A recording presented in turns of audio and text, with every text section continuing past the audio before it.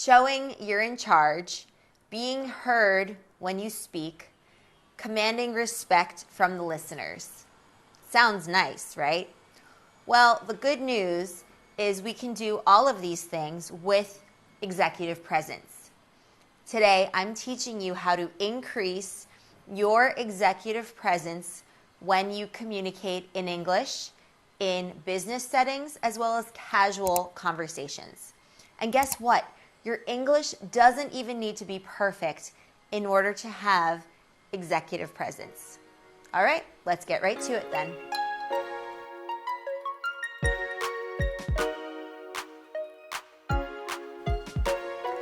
First, I want you to communicate in a calm way, using calming tones in your voice. Lower your pitch as you speak. Avoid uptalk, which is when your intonation rises at the end of the sentence as though you were asking a question, but you're not. So end your statements in falling intonations with a downward inflection. That shows that you're confident and sure about what you're saying. A calm tone with falling intonation establishes authority and credibility. People are more likely to believe what you say if they believe that you are being sincere and truthful. And you'll also learn their respect this way. 2, say only what you need to.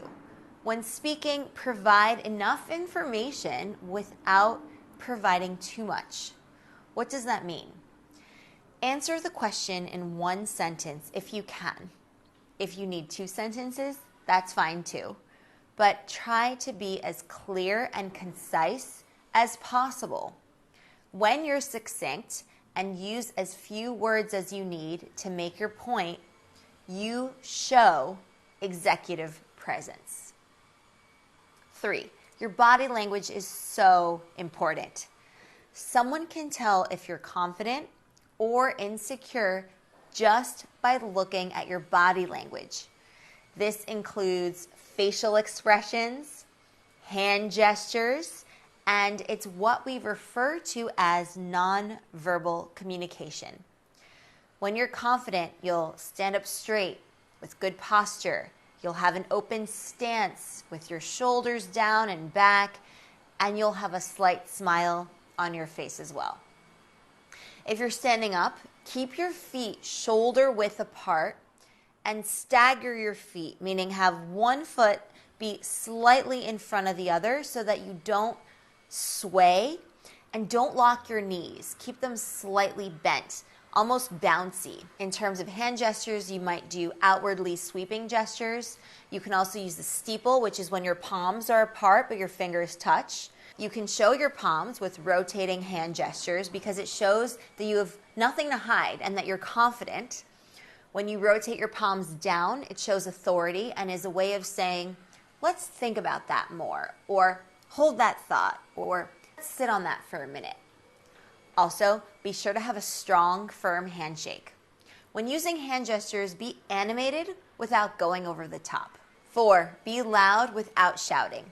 A loud voice shows confidence. Project your voice from your diaphragm, your powerhouse. There's no need to strain your vocal cords or shout. Project your voice as loudly as you can muster. This requires that your exhale is correct. Practice your exhale by breathing in for 5 seconds, holding for 5 seconds, and exhaling for a count of 10 seconds.